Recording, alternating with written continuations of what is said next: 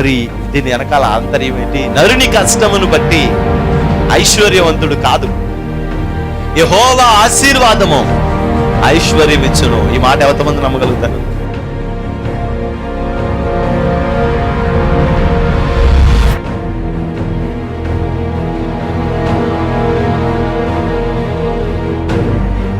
ఆ రక్షణను మనం చూడాలి, అనేక ఆత్మల రక్షణను మనం చూడాలి. దేవుని యొక్క మందిరంలో దేవుడు చేసే అద్భుత కార్యాలన్నిటినీ మన కన్నులారా మనం చూడాలి.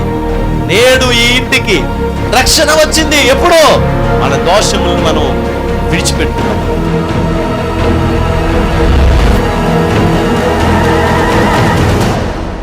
నీ పాపములు శారీరకంగా మరలా చేయకుండా సిద్ధపడి, నువ్వు ఇదిగో నా పాపాన్ని నేను వదిలిపెట్టేశాను, ఇదిగో నేను స్తుతిస్తున్నాను, నేను తప్పు చేశాను ప్రభా అని నువ్వు ఎప్పుడైతే వదిలేసి దేవుని దగ్గర ప్రార్థన చేయడం మొదలుపెడతావో, పరిశుద్ధాత్మ అగ్ని వచ్చి నిన్ను తాకి శుద్ధి చేసి ఈ పాపములో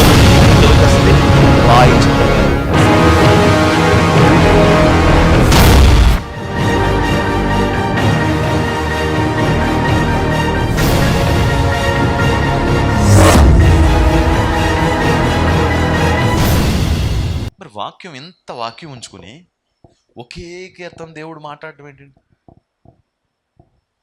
ఏమండి, ఒక్కొక్కరికి ఒక వాగ్దానం ఇస్తాడు.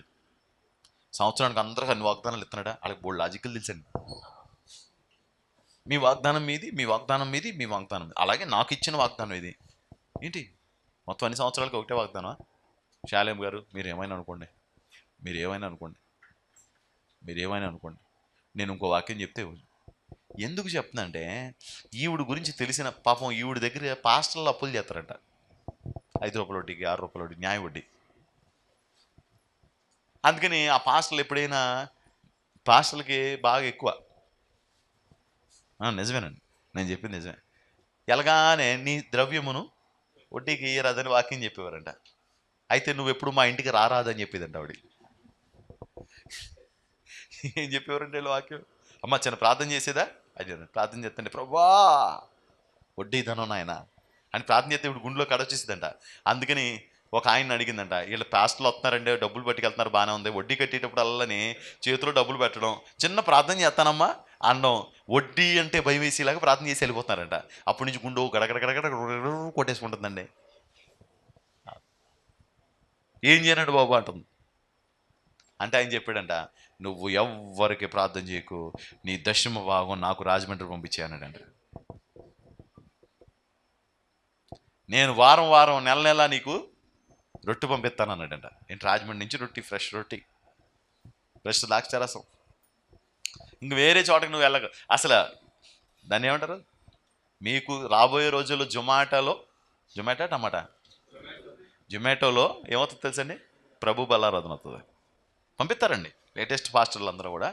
రేపు రాబోయే సంవత్సరంలో మీరు ఆన్లైన్లో బ్రెడ్ అండ్ వైన్ అని కొట్టామనుకోండి, యెహోవా నీసి బ్రెడ్ అండ్ వైన్, మనకు రాదులేండి, ఎవరైనా పేరెట్టుకుంటూ అవుతుంది. లేకపోతే పలానా సన్నిధి బ్రెడ్ అండ్ వైన్ అని కొట్టారనుకోండి, వెళ్ళిపోతుంది ఇంటికి. చిన్న వాటిలో నువ్వే ప్రార్థన చేసుకొని తండ్రి యొక్కయో కుమారుని యొక్క పరిశుద్ధాత్మని డిమ్మని తినేటివే. అలాంటి అవకాశాలు కూడా అవుతాయి. ఆయన పంపించేవాడు అక్కడి నుంచి. నేను మాట చెప్పాను, అదేంటంటే, అమ్మా మీరేమైనా అనుకోండి, ఇది మాత్రం మీకు మేలుకరం కాదు, శ్రేయస్కరం కాదు, ఇది మీకు ఆశీర్వాదం కాదమ్మా, దయచేసి మానేసేయండి అమ్మా అంటే. ఆవిడేమని తెలుసండి? అందుకేనండి నేను పాస్టర్ని ఇంట్లోకి రానివ్వనండి, వాళ్ళు ఏది చెప్పనివ్వనండి. కానీ మీరు కాదని చెప్పి నేను మాట్లాడుతున్నాను అన్నది, మీరేమని అనుకోండి అని చెప్పి మెల్లమెల్లగా ఒక్కో విషయం చెప్పుకుంటూ వచ్చాను. అన్నీ విన్నది. ఏమంటే మీకు దండం పెడతానండి, మిగతా వాళ్ళు చెప్పినప్పుడు బాధ అనిపించలేదు, కానీ కంగారు వచ్చేస్తుందండి, తడొచ్చేస్తుందండి, భయం వేసేస్తుందండి.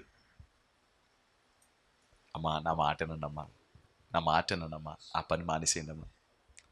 బోల్డ్ అంత ఇచ్చాడు కదా దేవుడు మీకు, అన్నీ వసూలు చేసిన దగ్గర పెట్టుకొని మీరు జాగ్రత్తగా ఉన్నాడమ్మా అంటే, ఆవిడ అంటదే, మానలేనండి అంటే. మళ్ళీ ప్రసంగం చేస్తే మళ్ళీ అంటది భయం వేస్తుందండి అంటది. అమ్మ మానేస్తారం, మానలేనండి కుదరదండి. ఎందుకంటే ఇచ్చేసాం కదండి డబ్బులు.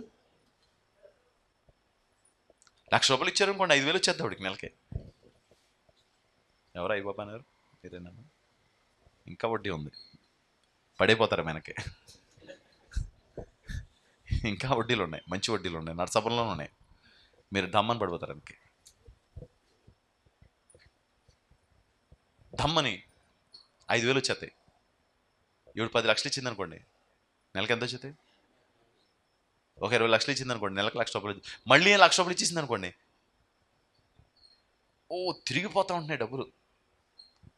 అసలు ఎలా ఉంటుందంటే, బ్రెడ్ కోసి దాని మధ్యలో కలాగాని పెట్టి తింటూ ఉంటే కమ్మగా వెళ్ళిపోతూ ఉంటుంది చూసారు లోపలికి, అలా వెళ్ళిపోతూ ఉంటుంది వాళ్ళకి. అలాంటి ధనం ఎలా వదిలేయగలరు? వదలలేక నేను చేయలేనండి వచ్చేసాను. మళ్ళీ రెండోసారి ఎందుకు అనుకోకుండా పని మీద వెళ్ళాను, ఈ డబ్బులు ట్రాన్సాక్షన్ మీద వెళ్తే ఆవిడ అంటది, శాలేం గారు మీరు యవ్వన సేవకులు అండి అంటది. అమ్మ యవ్వన సేవకుడి, మీలాంటి వాళ్ళు ప్రార్థన చేస్తే మాకు మంచిదండి అంటది. మంచిదేనమ్మా. అటు పెద్దవాళ్ళే అండి, మీరు నా కోపంగా చూడకండి, అప్పుడు పెద్దవాడి. మీలాంటి వాళ్ళు ప్రార్థన చేస్తే మాకు మంచిదండి అంటది. కానీ మీతో ప్రార్థన చేయించుకోవాలంటే భయం వేసేస్తుందండి, భయం వేసేద్దండి. సరేనా, మళ్ళీ వచ్చినప్పుడు చేస్తానులేండి. ఒకసారి చెయ్యి, ఒకసారి ఓ చిన్న ప్రార్థన చేశాను. నేను ప్రార్థన చేయాలంటే 2 మాటలు చెప్పకుండా నేను ప్రార్థన చేయనుగా, 2 మాటలు చెప్తాను. ఏమండి ఏమనుకోకండి, 4 రోజులు నిద్రపట్టలేదండి. మీరు చెప్పిన మాటలకి 4 రోజులు నిద్రపట్టలేదండి. గుబులు వచ్చేస్తుందండి, కంగారు వచ్చేస్తుందండి, ప్రాణం జీవార్చుకుపోతుందండి. అవి కాకుండా ఏమని చెప్పండి. ఈ కడుపులో నొప్పులు వెళ్తే బలానికి ఎత్తాడండి బిళ్ళలో. కడుపులో నొప్పి వచ్చేస్తుందండి అంటే బలం ట్యాబ్లెట్లు రాస్తాడా? చెప్పండి మీరే. నాకు బలం ట్యాబ్లెట్ రాసేవండి, బలం ట్యాబ్లెట్ రాస్తుంటే ఎవడో భయంకరమైన జ్వరం అండి, జ్వరం భయంకరంగా 102, 103 వెళ్ళిపోతుంది. వెళ్తే బలానికి ఎత్తాడా? ఎవడో జ్వరం తగ్గడానికి ముందు జ్వరం తగ్గాలి. ఇప్పుడు నేను కూడా ఆట అయిపోయా. ఇప్పుడు నేనన్నాను 2 మాటలు చెప్తానన్నాను. ఆ మాటలు కాకుండా ఇంకేం మాటలు చెప్పండి. 23 చెప్పచ్చుగా అంటది. 23 చెప్తాను నీకు అన్నాను. ఆవిడకి ఆనందం వచ్చింది. యెహోవా నా కాపరి, నాకు లేము కలగదాం అంట సారీపతి విధవరాల దగ్గర తీసుకెళ్ళాను. 3.5 సంవత్సరాలు ఆవిడకి లేము కలిగిందా? కలగలేదండి. మన దేవుడు గొప్పోడండి. అది కాకుండా ఇంకో విషయం చెప్తాను నేనండి, మా అమ్మాయి ఇంట్లో ఏం జరిగిందో అంటుంది అని ఆవిడ సాక్ష్యం చెప్పేస్తుంది. అంత విన్న తర్వాత, అమ్మా ఇలా దేవుడు మనల్ని సంరక్షించుకుని పోషించుకుంటున్నాడు కదా, ఆ డబ్బులు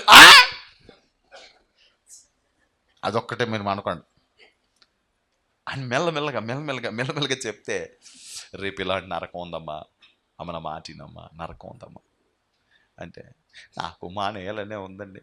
చాలా డబ్బులు ఇచ్చేసానండి, ఇంచుమించు ఒక 40 దాకా ఇచ్చేసానండి. 40,000 కాదండి, 40 లక్షల దాకా. అయ్యో బాబోయ్ మహాతల్లి, 40 లక్షలు ఇచ్చేసావు తల్లి.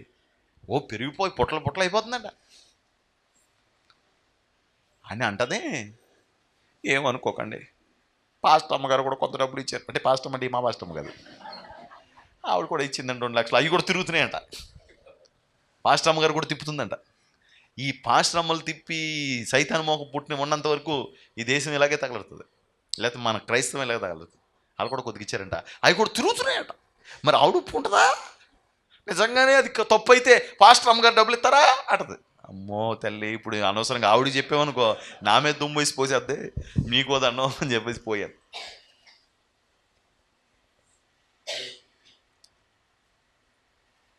ఒక 2 సంవత్సరాలు 3 సంవత్సరాలు గడిచిన తర్వాత ఆవిడికి ఒకే ఒక అమ్మాయి, ఆ అమ్మాయి ఒరిస్సాలో ఉంటుంది, మంచి సంబంధం, మంచి ఉద్యోగస్తుడు, గవర్నమెంట్ ఎంప్లాయీ అయిన రైల్వేలో.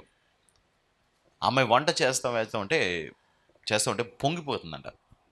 పొంగిపోతుంటే ఈ గుడ్డ కనపడలేదంట. గుడ్డ కనపడకపోతే సిల్క్ చీర గబబా చెంగు ఉంటుంది కదా, ఆ చెంగు ఇలా తీసుకొని ఇలా పట్టుకుని గబబా అన్నం కింద పెట్టేసి ఇలా తిరిగిందంట. ఎవడికి తెలియలేదు, సిల్క్ చీర అంటుకుపోయి ఎంత దారుణంగా కాలిపోయి చచ్చిపోయిందంటే ఆవిడ మొత్తం ఆ గదిలో మొత్తం బీభత్సం అయిపోయి ఆ అమ్మాయి చనిపోయిందండి. ఒకే ఒక కూతురండి పాపం వాళ్ళకి, చచ్చిపోయిందండి. నేను చెప్పేది యథార్థమే. చచ్చిపోయిన తర్వాత ఈవిడిని తీసుకెళ్దామని చెప్పి, మరి తల్లిని తీసుకెళ్ళాలి కదా, తల్లిదండ్రులు చెప్పాలి కదా. ఈవిడికి హార్ట్ కంప్లైంట్ ఉంది అప్పటికే.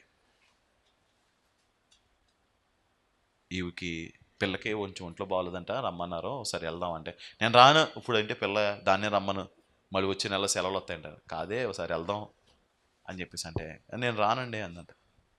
కాదు పిల్లకి అసలు బాగోలేదంట, హాస్పిటల్లో పెట్టారు. అయ్యి బాబోయ్ నా కూతురు హాస్పిటల్లో పెట్టారు అని చెప్పేసి గబగబా బయలుదేరి వెళ్ళారంట. వెళ్ళి చూసిందంట, అలా అన్నీ చూసిందంట. చూసి ఇంటికి వచ్చింది.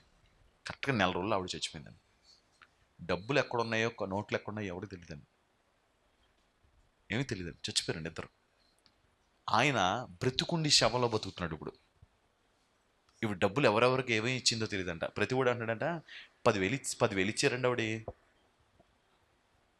2 లక్షలు తీసుకున్నాడు కూడా ఏం చేశాడు, 10,000 ఇచ్చాడండి, ఇదిగోండి 10,000 అని చెప్పి. కొంతమంది 10,000 ఇచ్చారండి, కొంతమంది మేము బాకీ ఇచ్చేసామండి, నోట్ ఇవ్వలేదు అన్నారు కొంతమంది. మేము ఇవ్వండి, మీరు దిక్కున్నా కూడా చెప్పుకోండి అన్నారు. పాపం డబ్బంతా పోయింది. దాని అంతం అదే. ఒక్క మాట వినుంటే, ఒక్క మాట వినుంటే నీ జీవితంలో కీడు తప్పించబడేదాను కదా, కీడులోంచి బయటకు వచ్చేదాను కదా. అది 2003, 4, 5 ఆ సంవత్సరాలు ఇంచుమించు మన పరిచర్య మొదలవుతున్న ప్రాంతాలు. 24 గంటల ప్రార్థన జరిగితే, ఆ ప్రార్థన అయిపోయిన తర్వాత ఒక తల్లి నన్ను ఇంటికి పిలిచింది. ఇంటికి పిలిచి ప్రార్థన చేయించుకోవడానికి కాలనీలో ఉండే వాళ్ళ ఇల్లు. ఇంటికి పిలిస్తే ఇంటికి వెళ్ళాను. ఆ ప్రార్థనకు పిలిచి, ప్రార్థనకి ఇంటికి వెళ్ళేసరికి వాళ్ళ కొడుకు నా దగ్గరికి వచ్చి, అన్న వందనాలన్న, మా అమ్మ భోంచేసి కొన్ని నెలలైందన్న, మా అమ్మ భోంచేసి కొన్ని నెలలైపోయింది, 6-7 మాసాల నుంచి భోజనం తినట్లేదు మా అమ్మ, ముద్ద నోట్లో పెట్టుకోవట్లా, వాంతి అయిపోతుంది. అదిగో దానిమ్మకాయలు, యాపిల్ కాయలు, అవి ఇవి ఎన్ని తెచ్చినా సరే తినట్లేదు. మాకు ఎవ్వరూ లేరు అన్నయ్య, మాకు మా అమ్మ ఒక్కతే ఉందన్నయ్య, చచ్చిపోయేలాగా ఉందన్నయ్య అని చెప్పి. ఓ ఆతురుతురుగా అన్నం తినేస్తుంటే, నాకు ఏంటి ఇవిడు ఎంత కంగారుగా తినేస్తుంది, పాపం ఉపవాసాలు చేయడం అలవాట్లేక ఆవిడ కంగారుగా తినేస్తున్నాను అనుకోండి. చాలా చాలా అంటే ఎంత అంటే మామూలు చెప్పలేను. ఆవిడ అన్నం తినదే, అయ్యా ఎంత తృప్తిగా ఉన్నదన్నయ్యా అనేసి వెళ్ళిపోయింది. ఆ తర్వాత రోజు నేను ఆ ఏరియాకి వస్తానంటే, అయ్యా వచ్చి ప్రార్థన చేసి వెళ్ళయ్యా మా ఇంటికి వచ్చి. వెళ్ళాను. వెళ్ళిన తర్వాత లోపలికి వెళ్ళిన తర్వాత ఆవిడ ఏం చేసిందంటే, కొడుకు మాట్లాడుతుంటే, ఒరే నువ్వు ఒకసారి బయటికి వెళ్ళి ఆ తలుపేసి అమ్మా అంది. నువ్వు బయటికి వెళ్ళిపోరా, బయటికి వెళ్ళరా, పాస్టర్ గారితో మాట్లాడతాను. ఆ తలుపు జారే అంది. ఆ తలుపు జారేసాడు. నా చేతులు 2 పట్టుకుంది. అయ్యా 20 సంవత్సరాల కిందట గనక నువ్వు గనక ఇక్కడికి వచ్చుంటే ఈరోజు నా పరిస్థితి వేరేగా ఉండేదయ్యా అని ఎంత ఏడుస్తుందంటే, నా చేతుల నిండా ఆవిడ కన్నీళ్ళే, బేరమని ఏడుస్తుంది. ఏ అమ్మా అన్నాను అంటే, అయ్యా ఒక దుర్మార్గుడు నన్ను చూపించాడయ్యా, నాకు చూపించాడయ్యా ఒక దుర్మార్గుడు. నాకు పెళ్లి సంబంధం కుదిరిందయ్యా, కుదిరిస్తే ఈ దుర్మార్గుడు, ఆడికి ఆల్రెడీ భార్య ఉందయ్యా, ఆ దుర్మార్గుడు నన్ను చూపించి ఆ ఊరు నుంచి ఊరు తీసుకొచ్చేసాడు 20 ఏళ్ళ క్రిందట. నన్ను తీసుకొచ్చేసిన తర్వాత నేను ఇక్కడికి వచ్చేసాను మాట పట్టుకుని. వాడికి ఇక్కడికి వచ్చేసిన తర్వాత వాడితో వీడు పుట్టాడు. వీడు పుట్టిన తర్వాత కొన్ని సంవత్సరాలకి, 3-4 సంవత్సరాల తర్వాత తెలిసిన విషయం ఏంటంటే, వాడు సిక్ అయిపోయాడని తెలిసింది. ఇక్కడికి రావట్లేదు, పలానా ప్రాంతం వాడు అతను ఇక్కడికి రావట్లేదు, నన్ను ఎవరికి తెలియకూడదని చెప్పేసి ఇక్కడ తీసుకొచ్చి పెట్టాడయ్యా, ఇక్కడికి రావట్లేదయ్యా. నాకు అందరూ నేను చేసిన పనికి ప్రధానం అయిన తర్వాత, నేను భర్తను వదిలేసి, లేకపోతే ప్రదానం చేసుకున్న వాళ్ళని వదిలేసి నేను వీడితో వచ్చేసానన్న విషయం ఇంట్లో వాళ్ళకి తెలిసి, ఆ రోజు నుంచి నా ముఖం ఇంట్లో వాళ్ళు చూడలేదయ్యా. నా పరిస్థితి ఎవ్వరు లేని పరిస్థితి. అమ్మ కంగారు పడకు, మంచి రోజులు వస్తాయమ్మా, దేవుడు నిన్ను జ్ఞాపకం చేసుకుంటాడమ్మా, నీ మీద దేవుడు కనికరం చూపిస్తాడు, బాధపడకో. ఆమె నా చేతులు పట్టుకున్నట్టుంది. అయ్యా 4 సంవత్సరాలు 5 సంవత్సరాల తర్వాత తెలిసింది, నన్ను ఎవడైతే ఇక్కడ తీసుకొచ్చి పెట్టాడో వాడు చచ్చిపోయాడని తెలిసింది. వెళ్ళాను నేను అక్కడికి. అస్థిపంజరంలాగా ఉన్నాడు. ఏంటి అస్థిపంజరంలాగా ఉన్నాడు అంటే, వాడు చచ్చిపోయింది, హెచ్ఐవితో చచ్చిపోయాడని తెలిసిందంట. గాడబెళ్ళాడుతా వచ్చేసింది. గవర్నమెంట్ హాస్పిటల్కి వెళ్ళిందంట. టెస్ట్ చేయించుకుంటే ఆవిడికి హెచ్ఐవి ఉందని తెలిసిందంట. చాలా సంవత్సరాలు గడిచిందయ్యా. వీడు పిల్లోడు పెద్దోడు అయ్యాడు. ఒకటి మాత్రం నా గుండెలో తలిచివేస్తుంది ఏంటంటే, వీడికి హెచ్ఐవి ఉందేమో అన్న భయం గుర్తొస్తేనే భయం వేస్తుంది. అయితే నాకుందయ్యా. లాస్ట్ స్టేజ్లో ఉన్నాను. హాస్పిటల్లో డాక్టర్ మొన్న 4 రోజులు కానీ 2 నెలలు కానీ బ్రతుకుతావు అని చెప్పాడయ్యా. నెల కానీ 2 నెలలు కానీ బ్రతుకుతావు అని చెప్పాడయ్యా. ఎవరో చెప్తే మీ ప్రార్థనకు వచ్చాను. 24 గంటలు ప్రార్థన జరుగుతుందంటే అన్ని చోట్లలాగా వెళ్ళి కూర్చున్నాను. కూర్చుంటే దేవుడు వాక్యం నాతో మాట్లాడుతుంది. నిన్ను పిలిచాను, నా 2 చేతులు చాపి నువ్వు వచ్చావా? నా దగ్గరకు రా, నిన్ను విడిపిస్తానని చెప్పాను, నువ్వు వచ్చావా? నాకు గుర్తొస్తుంటే, ఈ ప్రార్థనలో కూర్చుంటుంటే ఏదో తెలియని ఆనందం. అయ్యా ఇలా ప్రార్థన జరుగుంటే నేను ఆ రోజు పాపం చేసి ఉండేదాన్ని కాదేమోనయ్యా. ఇలాంటి ప్రార్థనలు ఉండుంటే నేను ఆ బతుకులోకి వెళ్ళి ఉండేదాన్ని కాదేమోనయ్యా. అయ్యా, మాలాంటి వాళ్ళకి సువార్త చెప్పయ్యా. మాలాంటి వాళ్ళ దగ్గరికి వెళ్ళి సువార్త చెప్పయ్యా. మా బతుకులు చాలా దారుణంగా ఉంటాయి. ఆవిడ ఏడుస్తుంటే నా కడుపు, నాకు ఎప్పటికీ ఆ సందర్భాలు నా కళ్ళలో మెదులుతూ ఉంటాయి. అప్పుడు నేను ప్రభుని అడిగాను, ప్రభువా, పేదలను సువార్త ప్రకటించడానికి నీవు నన్ను అభిషేకించాను, వాళ్ళకి ప్రకటించడానికి నాకు అవకాశం ఇవి. ఎక్కువ ఆశ. ఎందుకంటే నేను అప్పటిదాకా చేసిన సేవ వేరు. అప్పటిదాకా నేను చేసిన సేవ వేరు, నేను చెప్పిన వాక్యం వేరు, నేను ఆ మాట తీరి వేరు. కానీ వాళ్ళకి చెప్పాలి, ఎలాగైనా లేని వాళ్ళకి, పేదలకు సువార్త ప్రకటించాలి. అలాంటి వాళ్ళని, అలాంటి స్థితిలో అంటే వాళ్ళ అవసరతలని అవకాశంగా చేసుకుని దుర్మార్గులు వాళ్ళ జీవితాల్ని నాశనం చేస్తారో అలాంటి వాళ్ళ దగ్గరికి ఎలాగైనా మనం వెళ్ళాలి. అలాంటి వాళ్ళకి సువార్త చెప్పాలి. ఆవిడ ఏడుస్తున్నప్పుడు నాకు గుర్తొస్తూ ఉంటుంది, ఎంతోమందిని దేవుడు కృపను బట్టి సేవలో విడిపించారు. దేవుడు ఎంతోమందిని విడిపించారండి సేవలో. దేవుడు నా ప్రార్థన, నా ప్రయాస వృధా కాలేదండి. నా దేవుడు జ్ఞాపకం చేసుకున్నాడండి. మీకు ఏమి తెలియవు, మీకేమీ తెలియవు, నాకొక్కడికే తెలుస్తాయి. నా ఒక్కడి గుండె లోతుల్లో మాత్రమే ఉంటాయి. ఎంతమందినో విడిపించాడు నా దేవుడు, ఎంతమందినో బ్రతికించాడు నా దేవుడు, ఎంతమందినో కాపాడాడు నా దేవుడు. అయితే ఏంటి తెలుసా, వాళ్ళు అక్కడి నుంచి బయటకు వచ్చేయాలి. అక్కడ ఒక నిమిషం కూడా ఉండకూడదు. అక్కడ శాపం ఉందని తెలియగానే మనం చేసే మొదటి పని ఏంటంటే, నువ్వు అక్కడ ఉండకో. ఆ వ్యాపారం మంచిది కాదని తెలిసేటప్పటికి నువ్వు అక్కడ ఉండకో, బయటకు వచ్చే. అందుకే దేవుడు దూతలను పంపించి సొదొమలోంచి లోతుని ఏం చేస్తున్నాడండి, బయటికి తీసుకెళ్ళిపోతున్నాడు. నువ్వు బయటికి వెళ్ళిపో, ఇక్కడ ఉండకో, ఈ ప్రాంతం నీకు మేలు కాదు. తప్పిపోయిన కుమారుడికి చెప్పిన మాట ఇదే, ఆయన అనుకున్న మాట ఇదే, నేను ఇక్కడ ఉండకూడదు, నాకు ఇది మేలు కాదు, నాకు ఇది ఆశీర్వాదం కాదు, ఈ స్థలం నాకు మేలుకరమైంది కాదు, ఇక్కడ నేను ఉండకూడదు. నీకు కీడు చేసే స్థలంలో 5 నిమిషాలు కాదు, 1/2 నిమిషం కూడా ఉండద్దు. నీ ఆత్మీయ జీవితానికి కీడు చేసే ఎవరితో కూడా 5 నిమిషాలు కాదు, 1/2 నిమిషం కూడా మాట్లాడొద్దు. నీ ఆత్మీయ జీవితానికి కీడు తెచ్చేది 5 లక్షలు కాదు, 5 పైసలు వచ్చినా సరే, 5 పైసలు 5 లక్షలైనా సరే, నువ్వు వాళ్ళ జోలికి కానీ వాళ్ళ క్రియలకు కానీ నువ్వు వెళ్ళకో. ప్రభువా, నా పక్షంగా కృప చూపించు, నన్ను ఇక్కడి నుంచి తప్పించే ప్రభువా. దేవునికి స్తోత్రం. నన్ను ఇక్కడి నుంచి తప్పించే ప్రభువా. ఎవరైనా అలాంటి వ్యక్తులు తారసపడితే, అలాంటి వ్యక్తులు నీకు ఎదురు పడితే, అలాంటి వ్యక్తులతో నువ్వు ఒకటే విషయం అనుకో, ప్రభువా, వీళ్ళతో నా స్నేహం కట్ అయిపోవును గాక, నేను ఈ స్థలంలో ఉండకుండాను గాక, ఈ క్రియల్లో నుండి దూరంగా పారిపోదును గాక, దేవునికి మహిమ కలుగును గాక. మొదటి ప్రార్థించాడు. రెండోది ఏమనుకుంటున్నాడు, నేను ఇక్కడ ఉండకూడదు, ఈ స్థలం నాకు నా పిల్లలకు మేలు కాదు, ఈ యొక్క స్థలంలో నా పిల్లలకు మేలు జరగదు. పైపెచ్చి ఏం జరుగుతుంది, భారీ బెళ్ళ తీసుకొచ్చి మన ఎవరో పంపించారు నాకు, భార్య బిళ్ళ తీసుకొచ్చి ఎవడు బెళ్ళేసుకోండి అంటే, బెళ్ళేసుకోండి అంటే దేనికి అంటే వేసుకోండి చెప్తాను అంటుంది. వేసుకోండి చెప్తాను అంటుంది. ఏంటో చెప్పండి, ఏం కాదండి వేసుకోండి అంటుంది. అయితే బెళ్ళేసుకుంటుంది. ఏమన్నా ఇంకో బెళ్ళ కూడా వేసుకోండి అంటుంది. ఏంటో చెప్పండి అండి. ఏం కాదు, మనం మోషన్లు అవ్వకుండా, మోషన్లు అవుతున్నప్పుడు తెచ్చుకున్నారు కదా బెళ్ళ, ఏం చేసి ఇదేంటి ఇప్పుడు నీకు మోషన్లు ఏం అవ్వట్లేదు కదా, ఎందుకు వేసేస్తున్నావు నాకంటే ఈ రోజుతో ఎక్స్పైర్ అయిపోతుందండి అంటుందండి. మళ్ళీ ఈ రోజుతో ఎక్స్పైరీ డేట్ అయిపోతుందండి, అందుకే వేసేసుకోండి అండి. ఏమంటే మందు బిళ్ళకే ఎక్స్పైరీ డేట్ అయిపోతే వేసుకోం కదండి. అలాంటప్పుడు మనం ఎంత జాగ్రత్తగా మన ఆత్మీయ జీవితాన్ని గురించి ఆలోచించుకోవాలి, మీరే చెప్పండి. మందు బిళ్ళ మంచిది కాకపోతే వేసుకుంటావా? నేను రాత్రి ఇడ్లీ అండి, సాంబార్ కొంచెం కుళ్ళు వాసన వస్తుందండి, పర్లేదు వేసుకుని తింటారు, ఆఫ్ రేట్కి ఇస్తానంటే తింటారమ్మా?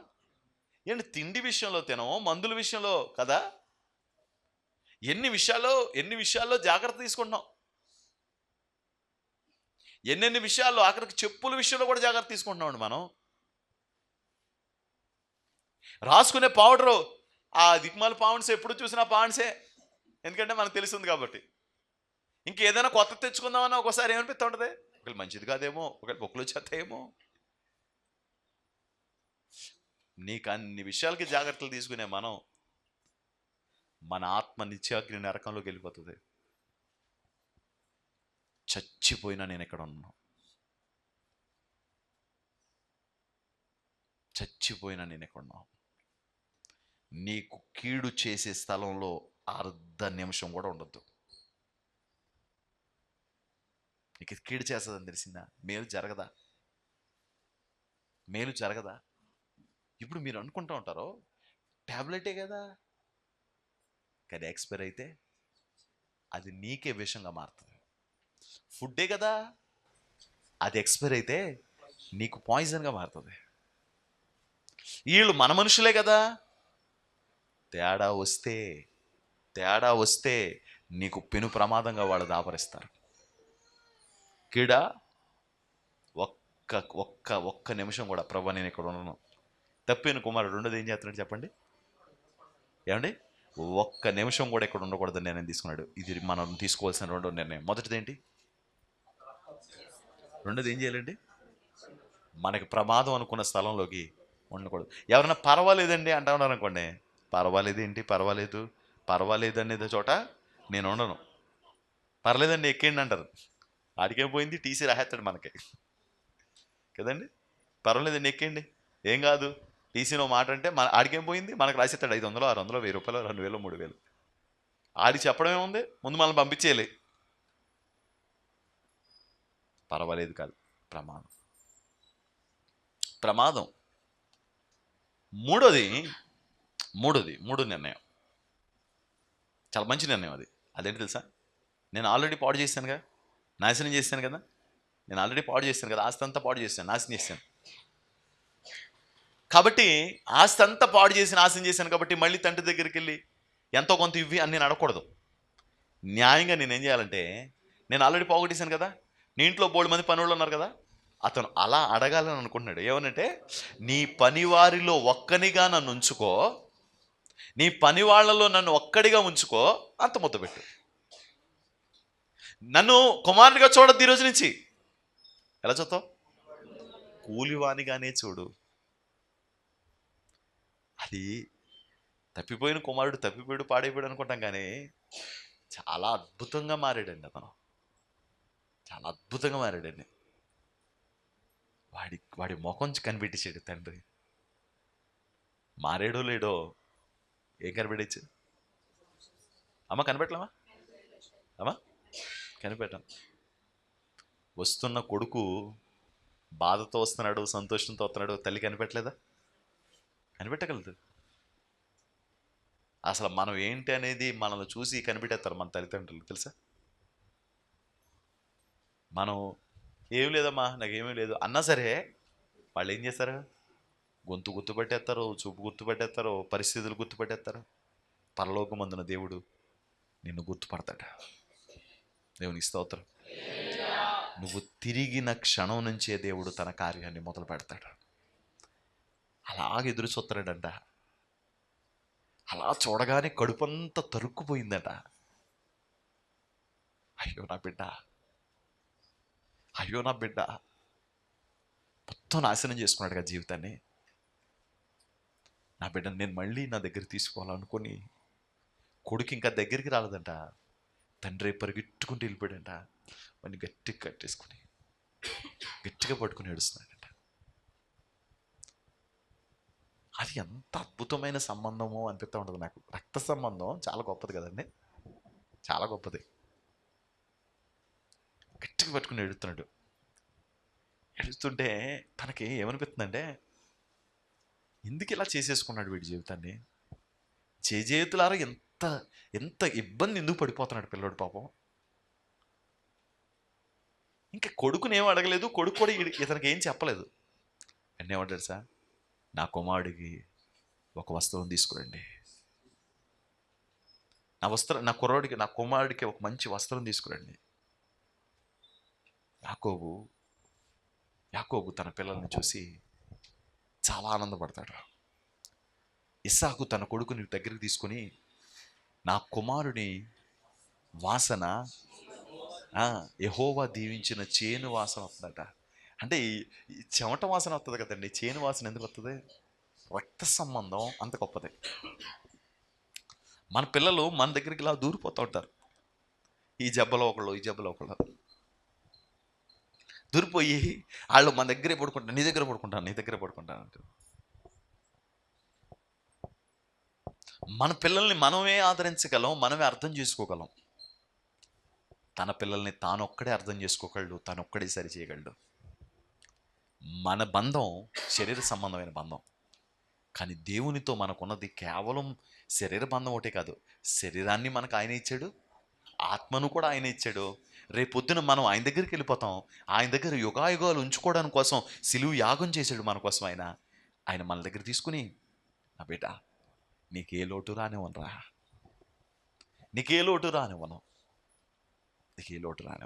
నేను చూసుకుంటా.